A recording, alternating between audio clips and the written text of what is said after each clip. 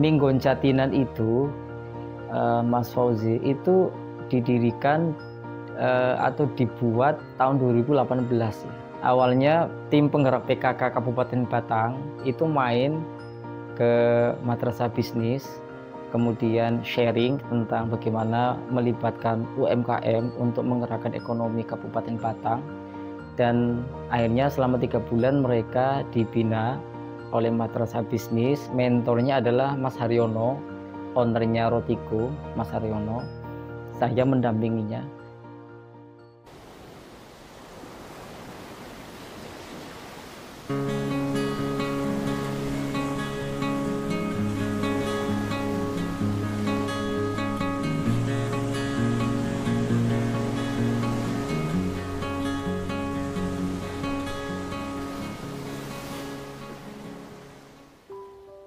Kami ditantang untuk membuat yang lebih berdampak kepada masyarakat, tidak hanya diskusi, tetapi kemudian kita mau bikin pasar. Waktu itu pasar Minggon Jatinan. Waktu itu kita ditentang karena sebelah selatan hutan kota Raja Wali kan dulu pasar di Batang itu, baru dibongkar kok mau bikin pasar baru gitu kan. Itu kan ditentang waktu itu. Kami sampaikan bahwa ini namanya halal tourism, wisata halal ya, namanya pasar Minggon Jatinan.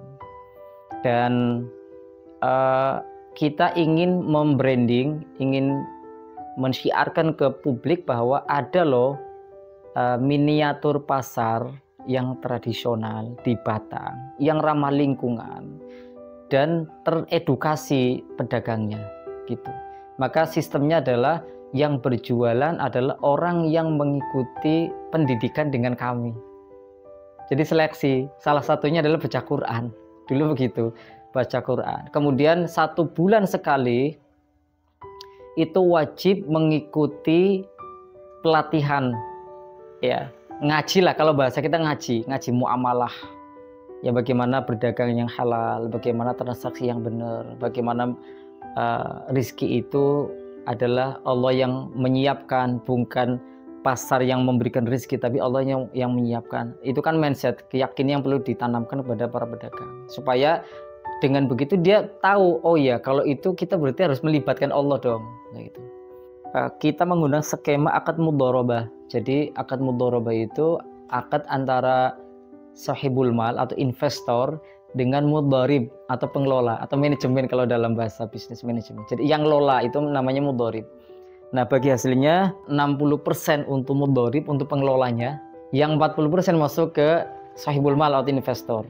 Dari keuntungan bersih itu baru dibagi ke sahibul mal, investor. 60% masuk ke pengelola, kemudian yang 40 masuk ke investor itu. Nah, kemudian sebelum dibagi antara pengelola sama investor itu ada zakat. Nah, kita biasanya jor-joran kalau kita ngasih zakat ya, sampai kita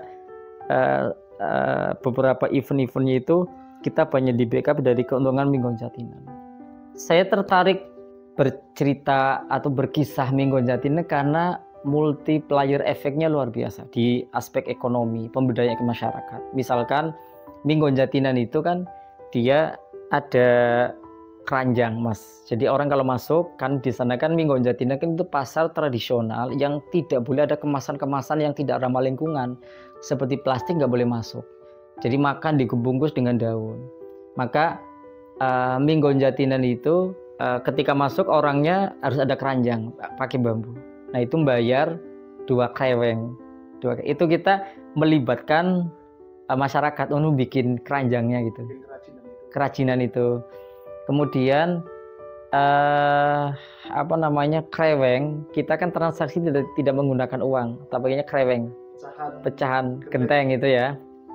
Tapi kita pesen di Kasongan, Jogja. Kita juga melibatkan UMKM di Jogja di sana, melibatkan sana untuk menyiapkan krewengnya itu. Kemudian kita melibatkan sekitar 60 UMKM. Jadi satu UMKM itu kadang menunya 2. Menu 2 ada 3 varian. Nah ini UKM yang begini kan jadi diberdaya gunakan ya, jadi semakin luar biasa. Dan hebatnya tim kami ya, termasuk ada Pak Haryono juga di dalamnya, itu kita tidak profit oriented loh Mas, kita barokah oriented lah. Jadi tidak sekedar cari untung, betul ya kita punya anak istri, tapi kemudian yang kami lakukan adalah bagaimana UMKM itu punya kemampuan untuk berjualan, berdagang, dan kita memberikan fasilitas di Pasar Minggon Jatinan. Makanya Minggon Jatinan itu sudah diriset oleh sekitar 7 atau 10 lembaga, termasuk perguruan tinggi ya, yang masuk ke kami itu ada sekitar 15-an pengajuan. Untuk pengajuan ada yang ada yang tesis, ada yang skripsi, ada yang jurnal, dan riset-riset kecil itu ada gitu. Dan sampai sekarang masih ada di UNES yang sekarang masih kami bimbing untuk membuat skripsi tentang Minggon Jatinan. Pertama, tim kami atau jamaah kami memang sosiopreneur ya, sosiopreneur, orang yang memang suka menggerakkan masyarakat untuk berwirausaha gitu. Jadi motivasi kami adalah bagaimana orang-orang yang sudah punya bisnis UMKM itu bisa naik kelas, bisa besar gitu. Jadi kalau mereka, saya bayangkan Mas Fauzi, jadi dari Subah, dari Limpung, dari Bandar, dari mana-mana kumpul jadi satu di Pasar Minggon Jatinan. Itu saya lihat bawa dandang, bawa piring, dari rumahnya ba'da subuh. Saya bayangkan seandainya mereka pulang, kemudian mendapatkan keuntungan yang lebih besar, itu tentu saya akan lebih senang mendengarnya, lebih senang melihatnya ketika mereka mendapatkan untung yang lebih baik dibandingkan cuman pulang bawa dandang kosong gitu kan. Tetapi kalau misalkan saya lihat dia bawa dandang, bawa piring, repot begitu, tetapi ada keuntungannya, kita senang itu.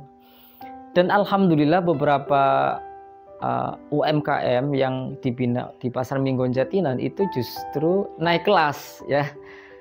Ya, misalkan ada kopi Pak Paryadi di Limpung, itu dia Pak Paryadi itu dia pedagang di Minggon Jatinan yang jualannya kopi, dan dia itu petani kopi dan dia produsen kopi. Jadi ada beberapa jenis varian kopi yang beliau produksi misalnya itu.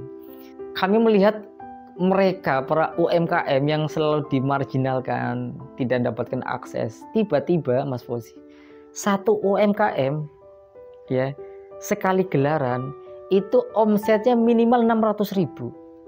Ada yang kadang 8 juta satu gelaran, dari jam 6 pagi sampai jam 10 siang, 8 juta. Kalau 8 juta dia ngambil untung 20%, sudah berapa juta. Dan itu tidak hanya sepekan dapatan 8 juta, setiap pekan waktu itu. Kami mendengar senang, kami sebagai pengelola kan kami nggak dapat untung banyak, uang itu masuk ke lembaga. Itu yang menginspirasi kami, kenapa kemudian kami berikhtiar bagaimana UKM bisa naik kelas lewat fasilitas yang kita buat seperti itu gitu. Ya dulu memang hutan kota Raja Wali HKR itu kan aset pemerintah yang memang peruntukannya adalah untuk paru-paru oksigen ya, paru-paru bumi lah untuk kawasan Batam. Tetapi kami punya komitmen bahwa Pasar Minggon Jatinan itu tidak menciderai, tidak mencemari lingkungan. Karena tadi dari awal saya sampaikan bahwa ini konsepnya ramah lingkungan, tidak ada kemasan yang tidak ramah, tidak ada plastik ya. Artinya semuanya berbahan baku dari alam semua, termasuk kayu. Ada yang gelasnya pakai kayu, kemudian sendoknya pakai batok kelapa itu ya, kemudian mangkoknya pakai batok kelapa dan sebagainya begitu.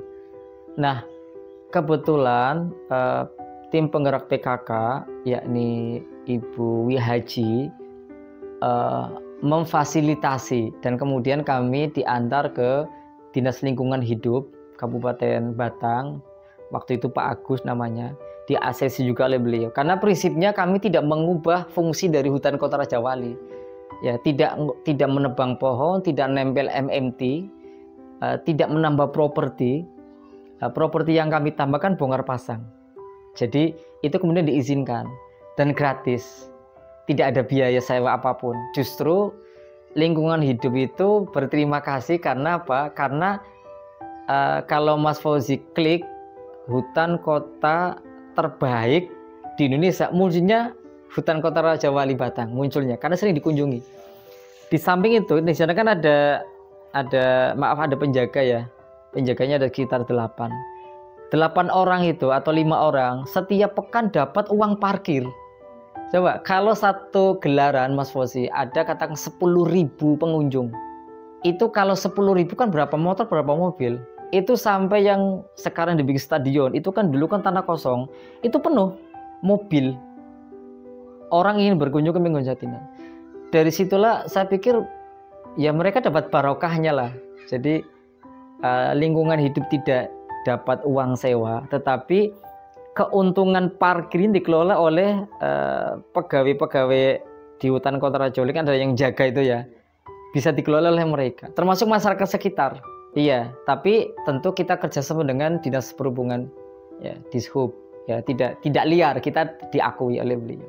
Kita kebetulan kami kan punya banyak rekanan ya, ada pembina UKM. Jadi misalkan ada paguyuban UMKM apa gitu kan, itu kan nanti kan ada 30 orang, 50 orang. Artinya mereka yang sudah teredukasi, kemudian kita ngomong ke para mentornya, kami mau bikin pasar Minggon Jatinan, jualannya tiap hari Ahad jam 6 pagi sampai jam 10 ya. Kenapa? Supaya tidak menerjang waktu sholat zuhur. Jadi jam 11 sudah sampai ke rumahnya masing-masing, sudah selesai gitu. Tapi syaratnya muslim, waktu saya belum muslim, syaratnya muslim. Kalaupun tidak muslim, berhijab ya, karena ini kan halal tourism, wisata halal. Saya tidak mendikotomikan, artinya kalau yang tidak muslim nggak masalah jualan, nggak apa-apa, tapi ikutin aturan, pakainya hijab karena menutup aurat gitu. Dan tidak boleh ada orang merokok di sana karena harus polusinya sehat ya, tidak ada polusi, maaf ya, harus sehat situasinya begitu. Dan kemudian rata-rata orang berbondong-bondong pada daftar ya, dan gratis, nggak dipungut biaya apapun sama sekali.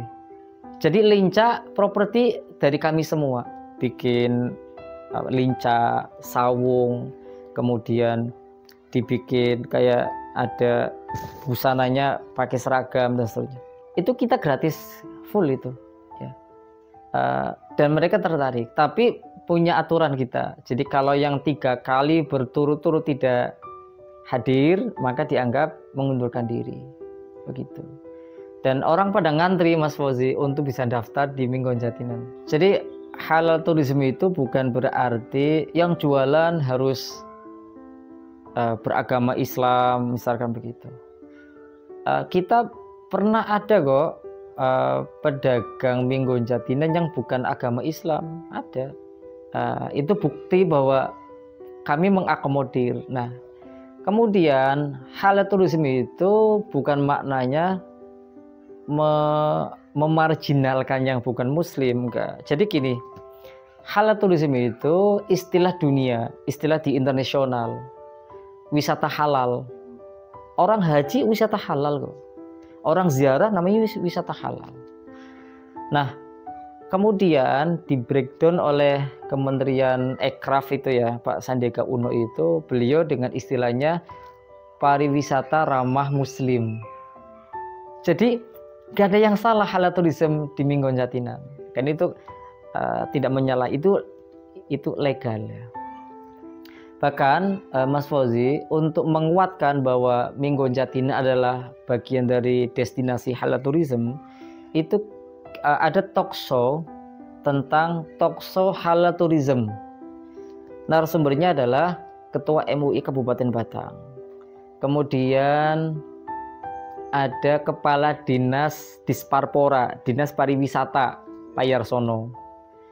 Ketiga ada Pak Dr. Kuat, dia Direktur Halal Centernya Win Gusdur, Pekalongan. Kemudian narasumber yang keempat saya sendiri. Kita bicara masalah apa itu wisata ramah muslim atau halal tourism. Kemudian diperkuat juga, kami juga diskusi dengan Pak Bupati, dengan Pak Wiyah Haji ya. Semoga Allah berikan beliau rahmatnya, karena banyak membantu halal tourism ya, karena beliau sangat berjasa untuk membuka akses halal tourism ini bisa berkembang di Kabupaten Batang. Itu kami diskusi dengan beliau tentang halal tourism itu adalah gagasan internasional, kemudian di breakdown oleh Pak Sandiaga Uno sebagai Menteri Ekraf tentang wisata ramah Muslim begitu. Dan justru sekarang kalau Mas Fauzi lihat, orang-orang non-Muslim itu lebih suka makannya ada label halalnya. Coba ketika ada industri ini dikasih label halal, apakah itu dianggap marginal, dianggap diskriminasi? Kan tidak. Justru definisi halal dalam Islam itu tidak sekedar boleh dimakan, tetapi dari aspek tidak ada najisnya, higienis, bersih. Halal itu bukan konsumsi muslim saja, tapi non-muslim itu juga akan terjamin dengan mengkonsumsi sesuatu yang halal. Maka halal tourism, wisata halal. Jadi tidak hanya roti yang halal, tidak hanya minumannya halal, tapi kita wisata pun halal gitu.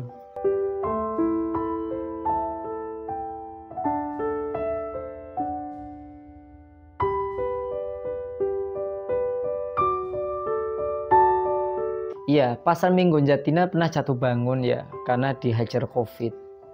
Jadi setelah COVID itu kemudian kita total tidak boleh jualan selama setahun atau 2 tahun gitu. Nah sekarang kita sudah mulai membuka diri, membuka Minggu Jatina lagi, tetapi karena dari awal kita dibatasi jumlah pedagang dan dibatasi jumlah pengunjung, maka image-nya itu masih bahwa ada COVID, ada Corona, sehingga masyarakat tidak seantusias dulu ya ketika mengunjungi Pasar Minggu Jatina. Ya, tetapi kalau respon masyarakat, saya pikir kalau saya lihat di reviewnya ya, itu rata-rata ya memang nggak ada masalah. Hanya kadang menyoal masalah harga. Mungkin kebetulan ada menurut perspektifnya dia harganya mahal. Ya kita nggak ada masalah, itu menjadi masukan buat kami. Tetapi edukasi kami terhadap pedagang adalah aspek harga, kemudian porsi, kemudian kualitas, enak dan tidaknya, bersih dan tidaknya, kemudian juga cara penyajiannya, aspek ini. Jadi kalau penyajiannya itu sampai tadi proses dari pembuatannya itu saya pikir sudah baik ya, termasuk penentuan harga, saya pikir nggak ada masalah. Kami edukasi kok. Jadi kalau ada pedagang Mas Fauzi tiba-tiba menaikkan harga sendiri, kita kena poin. Jadi misalkan ada pedagang nih, kan ada 60 pedagang Mas Fauzi. Satu pedagang misalkan jual 3 produk. Satu produk kita tahu harganya sekian kreweng, misalkan ini harganya 3 kreweng, 5 kreweng. Tiba-tiba ada konsumen komplain, nggak masalah. Kami senang kalau ada konsumen komplain, mana ibu beli mahalnya di mana? Ini kalau memang terbukti kami kasih sanksi. Kami punya gagasan bagaimana MJ atau Minggu Jatina bermetamorfosis ya. Artinya bahwa punya inkubasi bisnis dari Pasar Minggu Jatina. Misalkan yang namanya orang nikah itu kan kebutuhan harian ya, setiap hari ada orang menikah atau setiap bulan, maka potensi orang untuk menyiapkan konsumsi itu juga menjadi hal yang pasti kan. Maka bisa jadi MJ Minggu Jatina itu bisa bekerja sama dengan wedding organization untuk bagaimana menyediakan makanan-makanan halal ya. Misalkan Mas Fauzi mau nikah, misalkan butuh soto 500 porsi, kami kontak pedagang di Minggu Jatina yang jualan soto. Kalau pesannya misalkan gemblong cotot, misalkan kami siapkan gemblong cotot dengan pedagang yang, jadi kami menyambungkan. Itu harapannya kalau terwujud luar biasa. Karena dari 60 pedagang Mas, berarti kan kalau 60 pedagang, satu pedagang ada 3 menu, 6 kali 3 180 menu ya kan. Belum kalau misalkan satu menu ada 4 varian, dikalikan coba, itu aset yang luar biasa kalau mau dikelola. Bagaimana Minggu Jatina bermetamorfosis itu ya, punya proyek baru menyediakan makanan-makanan jadul, makanan halal untuk pesta-pesta pernikahan dan sebagainya.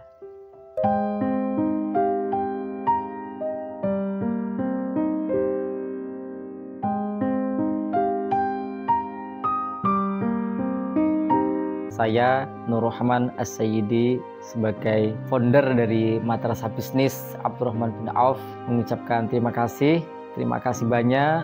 Matur suwun. Wassalamualaikum warahmatullahi wabarakatuh.